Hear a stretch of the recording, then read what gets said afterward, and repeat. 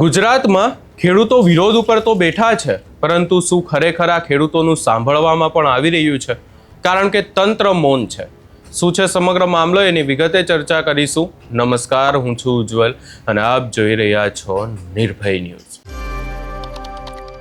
સુરેન્દ્રનગરનું કોંઢ હોય, મોરબીનું જેતપર હોય, રાજકોટનું પડગરી હોય, આ તમામ જગ્યાઓએ ખેડૂતો એ વિરોધ ઉપર બેઠા છે, પરંતુ આ ખેડૂતોનું ખરેખર તંત્ર દ્વારા સાંભળવામાં નથી આવી રહ્યું.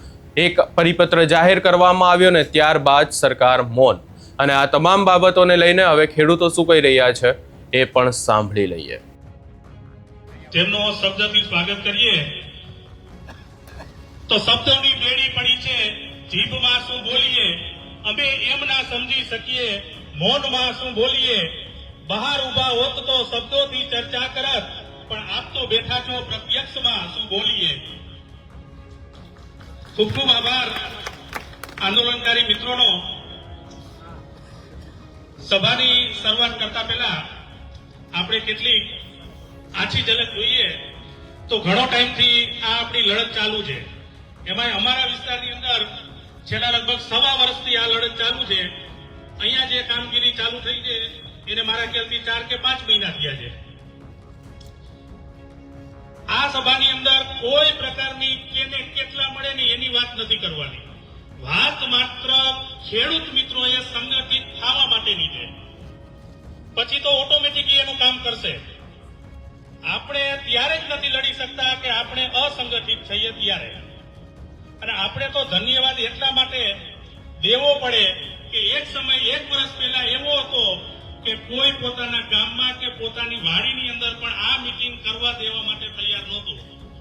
અને આ ક્ષણે હું દરેક ગ્રામજનોનો, આ મોટી બાણુગાર ગ્રામજનોનો હું એટલો આભારી થાઉં, દરેક મિત્રોનો, કે છેલ્લી 3જી વખત આ મીટિંગ આ ગામની અંદર થઈ છે. મિત્રો જોરદાર તાળીઓથી વધાવી લો.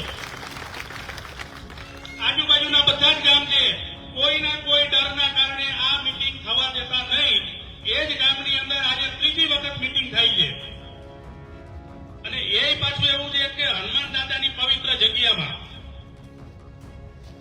એનાથી આગળ વાત કરીએ તો આજે આંદોલન આટલો ટાઈમથી ચાલુ છે. જો આપણી પાસે સત્યની માંગણી ન હોય, સાતત્ય ન હોય, તો ક્યારેય આ આંદોલન આટલું ક્રાંતિકારી ન બને. એની પાછળનું કારણ એ છે કે જેતપરની અંદર છાવણી ચાલુ છે, અત્યારે બીજી છાવણી પડતરીની અંદર ચાલુ છે. લાખો માણસોએ એમની મુલાકાત લીધી છે, પણ તમે ક્યારેય પેપરની અંદર એવું વાંચ્યું નથી કે જેતપર કે પડતરીની છાવણીની અંદર કોઈ ખેડૂત આવતો હોય અને એનું એક્સિડન્ટ થયું અને તમને માઠા સમાચાર આવ્યો હોય. આની ઉપરથી આપણે ખબર પડે કે સરકારે આપણી સામે ઝૂકવું પડશે ને ઝૂકવું પડશે. આપણી સાથે સત્ય છે અને સત્યનો વિજય કાયમી થવાનો છે મિત્રો. નકર તો તમે ગમે એવા આયોજન કરો ને કંઈક ને કંઈક એની અંદર વેળા આવીને ઉભી દઈએ. અને આ જે સંગઠન છે એ કોઈ એક જ્ઞાતિનું પાટીદારનું નથી. ઘણા વ્યક્તિને એવું લાગતું હોય કે ભાઈ પાટીદારનું છે, પાટીદારની બહુમતી છે એટલા માટે તમને પાટીદાર જાજા દેખાય છે. આ માત્ર 18 વરણનું છે. આમાં કોઈ એક જ્ઞાતિ જાતિ નથી. ખોડલધામ થાય તો લેવા પટેલનું છે, ઉમિયાધામ થાય તો કડવા પાટીદારનું છે, પછેગામ થાય તો ક્ષત્રિય સમાજનું છે.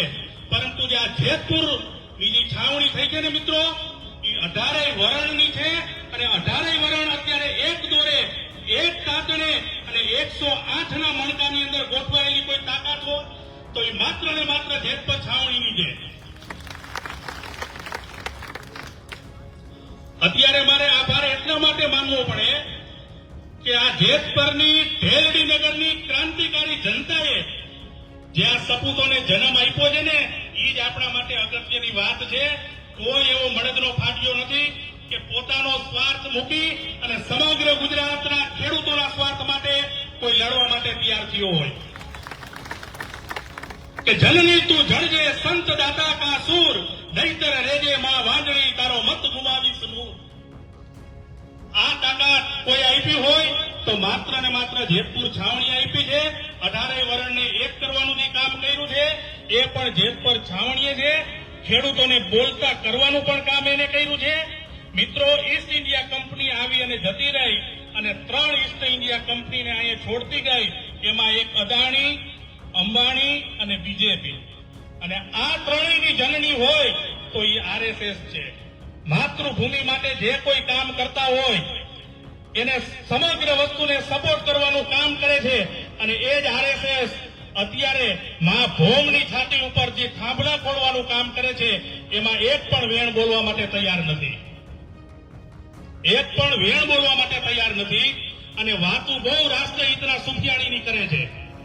મારે દરેક મિત્રોને કહેવાની વિનંતી છે કે કોઈ પ્રકારના ગાલી ગલોચ કે કોઈ પ્રકારના આવરણની અંદર આવ્યા વગર આ કાયમીને માટે આ ખેડૂત સંગઠનને સપોર્ટ આપો અને આની અંદર કાયમી બન્યા રહો.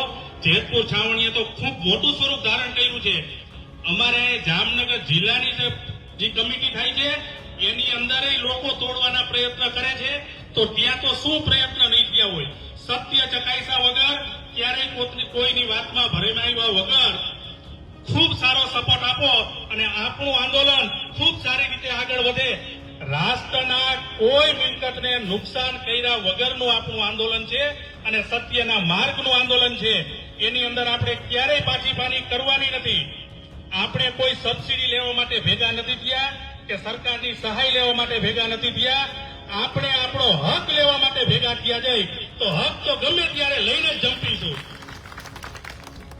બસ આ જ આકલે રાખજો અને મોટી સંખ્યામાં તમામ ગામમાંથી પધારેલા ખેડૂત ભાઈઓ, ખાસ કરીને જેતપુરની ટીમ, અહીંની જે કમિટી છે, તમામનો પહેલા તો ખૂબ ખૂબ આભાર કે બધાનો ભેટો કરાઈ આવ્યો. આ સરસ મજાનું આયોજન કરીને ભેટો કરાવ્યો એ બદલ ખૂબ ખૂબ આભાર. હવે જે મૂળ મુદ્દે આપણે આવ્યા છીએ, પાવર લાઈનના મુદ્દે એકતા જે બતાવી રહ્યા છીએ, આવી જ એકતા ગામો ગામ બતાવવાની છે. સંગઠન એટલું મજબૂત કરવાનું છે કે આપણને કોઈ તોડી ન જાય. કોઈ પણ વ્યક્તિ એવું ધારતું હોય કે આપણને તોડી નાખશે એવું તોડી ન જાય ને એવું મજબૂત સંગઠન કરવાનું છે. એના માટે શું કરવાનું છે ને એ જ કહેવા માટે જે જેતપુરની ટીમ અહીંયા આવી છે. ખાસ કરીને એને સાંભળજો, એ કે એ રીતે પાછું પાલન કરજો. ઉપરાંત બીજી વાત કરું, પાવર લાઈન આવે છે આપણા હાટું નથી આવતી. તમારે લાઈન પોકી ગઈ છે, તમારે વાડિયા પાવર છે, તમારે ઘરે પાવર છે, તમારે ગામડામાં ઘર છે ન્યાય પાવર છે.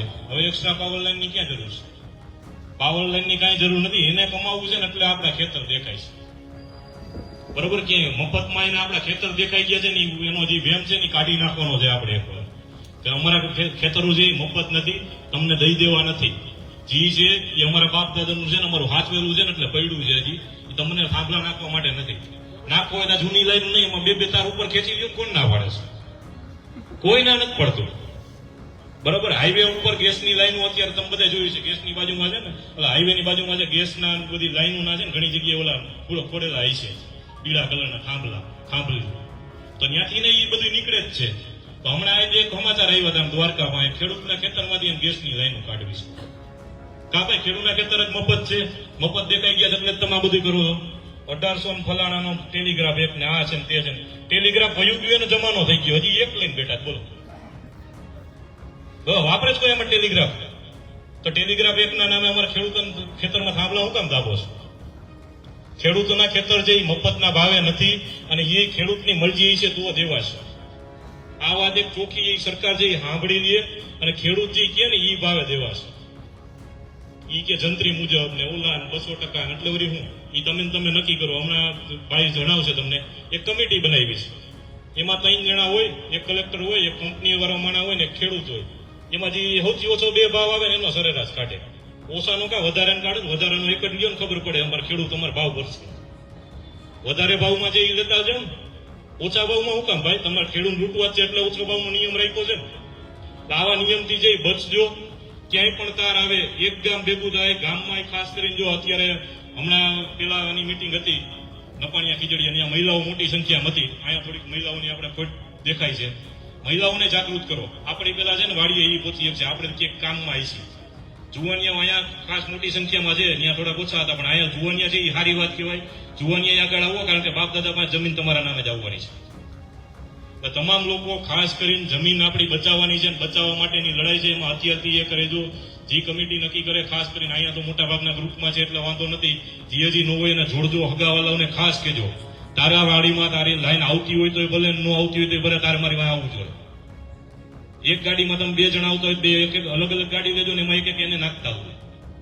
માથા દેખાડવા જ હોય તો જ એને ખબર પડશે કે નહીં હવે ખેડૂતો જાગી ગયા છે, બાકી આટલા નાટલા રિયાત કાંઈ નહીં થાય. તો તમામ મિત્રોને ખાસ વિનંતી છે, જેવો મેસેજ પડે એવી ક્યારેય આરા નહીં કરવાની. એક ગામમાં લાઈન પડે છે, તમને મેસેજ આવે કે અહીંયા ફલાણી જગ્યાએ કામ ચાલુ થયું છે ને ત્યાં આપણે અટકાવી પડે એમ છે, તરત બધાએ પહોંચી જવાનું છે. એમાં પછી એવું બાનું નહીં હાલે મારે આજ ઉદ્યોગમાં કામ છે, મારે ધંધો ચાલુ છે, મારે ફલાણા લગ્ન છે, મારે ફલાણું છે, એવું કાંઈ ન રાખતા. તરત પહોંચી જાજો તો આ બધું બંધ થાય. અને મહિલાઓ, બાળકો બધાને ખાસ કરીને આગળ કરજો, ખાલી જણજણ નહીં. બાકી તમને ખબર જણજણમાં શું કરે. જેતપરની જે ટીમ આવી છે, પહેલા તો હું જેતપરની મહિલાઓ બહેનો રહ્યા એને અભિનંદન કરીશ. અમે લાઈવ પહેલા શરૂઆતમાં જોતા રસ્તો બંધ કરીને મહિલાઓ બહેનો ઊભી રહી જાય, એવું અહીંયા કરવાની જરૂર છે. એમ નથી કહેતો બધા અત્યારે બંધ કરીને લઈ જાઓ, ના, જરૂર પડે તો. એટલે ખાસ કરીને ઘરે જાઓ તો ઘરે કહેજો મહિલાઓ બહેનોને. પાવર લાઈન આવે છે, પાવર લાઈનમાં એક થોડુંક ટેકનિકલ લગભગ તો બધાને ખબર છે, છતાં એકવાર ઉમેરી દઉં. ગયા વખતે થોડુંક કહેવાનું બાકી રહી ગયું હતું. જે આપણે થાંભલો હોય એક એનું વળતર આપે છે. થાંભલાની નીચે જે ઓરસ ચોરસ આવતું હોય, ધારો કે 23 બાય 23 મીટરમાં થાંભલો આવે તો એનો પ્લસ 1 મીટર કરીને વળતર આપે છે સરકાર. એનું વળતરના 200% આપવાનું નક્કી કર્યું સરકારે. પછી આપણે કોરિડોર કહેવાય, જે તાર નીકળે ને એની સેન્ટ્રલ લાઈનથી બે બાજુ એક કોરિડોર લાગે, 66 મીટર કે 85 મીટરની લાઈન પ્રમાણે કોરિડોર હોય. એક એનું વળતર આપે, એનું 30% જ વળતર આપે છે. અને ત્રીજું વળતર એ કે જે કાંઈ એમાં નીચે આપણા જે આપણે જે ઝાડવા હોય, વૃક્ષો હોય કે બીજું કઈ આપણી સંપત્તિ હોય એનું નુકસાન થતું હોય એનું વળતર આપે છે. અને આ તમામ વળતર છે જે ટીમ નક્કી કરે એ પ્રમાણે મળવું જોઈએ, નહીં કે સરકાર અને એની કમિટી નક્કી કરે એ પ્રમાણે. આ બધા ક્લિયર રાખજો. જે કાંઈ થાંભલો આવે એનું 200% આપે છે. પછી આપણે મીડિયા વાળા આવે ને આપણને પૂછે ને આપણને ન ખબર હોય એવું ન બને. અને બીજી વસ્તુ, તમામ ખેડૂતો એક રહેજો. એક એક ખેડૂતને પોડવાની બહુ ટ્રાય કરશે, કોઈ પૂછતા નહીં. મારા માસીનો દીકરો છે, મારે માન રાખવું પડે, મારા કાકાનો છોકરો છે, મારે માન રાખવું પડે. અમારે તો અમારા ગામના ઓલા છે, મોટા નેતા છે, અમારા ફલાણા છે, એનું માન રાખવું પડે. આમાં ક્યાંય ભરમાતા નહીં. એક એક કરીને બધાને તોડવાની ટ્રાય કરશે. તમારી લોભ લાલચ પૂરી થઈ જાય ને ત્યાં સુધીની એ લોકો ઓફર આપશે. તમે એમ કે આટલા તો જોયા જ ન હોય, 2 કરોડ 5 કરોડ જોયા જ ન હોય એવડી ઓફરો આવશે છે. ક્યાંય તૂટતા નહીં. એકતા રાખજો ને, એકતા જ છે સૌથી મોટી મૂડી અત્યારે રહેશે. અને સંગઠન એવડું રાખજો, એક મેસેજ આવે તો ત્યાં આપણે એક આંકડે છે આખા તાલુકાના આખા જિલ્લાના ખેડૂત ભેગા થઈ શકે. એટલે ખાસ કરીને હજી તમારા હગા તમને ખબર જ છે આમાં કેટલા નથી આવ્યા, એ બધાને ખાસ કરીને ફોન કરીને કહેજો કે નહીં ભાઈ આમાં આવું જોઈએ, જમીનનો સવાલ છે. એવું ન વિચારતા કે આજે મારું એક ખેતર મૂકીને લાઈન આવે છે, એક ખેતર મૂકીને કાલ સવારે એની લાઈન પડશે તેથી પછી એમ કે હું એવું વિચારીશ કે મારે એક ખેતર મૂકીને આવે. એના કરતા અત્યારે આવો, આખું ગામ એક થાજો. જે કોઈ હોય તમારા ટચમાં રાજકારણી હોય તો હું એને એમ કહું છું કે એને કહેજો હાલે ખેસ કાઢીને આવી લો. ખેસ કાઢીને આવતો થાય, તારી જમીન આવે છે, મારી જમીન છે, મારી જમીન હાટું છે, તાર આવવું છે. બધાને એક કરીને લેજો અને એક થઈને લેજો તો જ છે આ બધું વિષય પોસિબલ થાય. ખાસ કરીને ટીમે આવડું મોટું આયોજન કર્યું અને 2 શબ્દ બોલવાનો મોકો આપ્યો એ બદલ તમારો ખાસ કરીને આટલા ખેડૂતો આવ્યા તમામનો ખૂબ ખૂબ આભાર, ધન્યવાદ. તમે અહીંયા ખેડૂત આગેવાનોને સાંભળ્યા, પરંતુ અહીંયા સવાલ એ ઊભો થઈ રહ્યો છે કે ખેડૂત તો પોતાનો અવાજ સતત ઉઠાવી રહ્યો છે, પરંતુ અહીંયા સવાલ એ ઊભો થઈ રહ્યો છે કે ખેડૂત તો પોતાનો અવાજ સતત ઉઠાવી રહ્યો છે, પરંતુ આખી બાબતને લઈને તંત્ર ક્યારે બોલશે? તમારો શું અભિપ્રાય છે અમને કમેન્ટ કરી જરૂર જણાવશો ને અમારી ચેનલ નિર્ભય ન્યૂઝને લાઇક, શેર, સબસ્ક્રાઇબ કરવાનું ભૂલશો નહીં.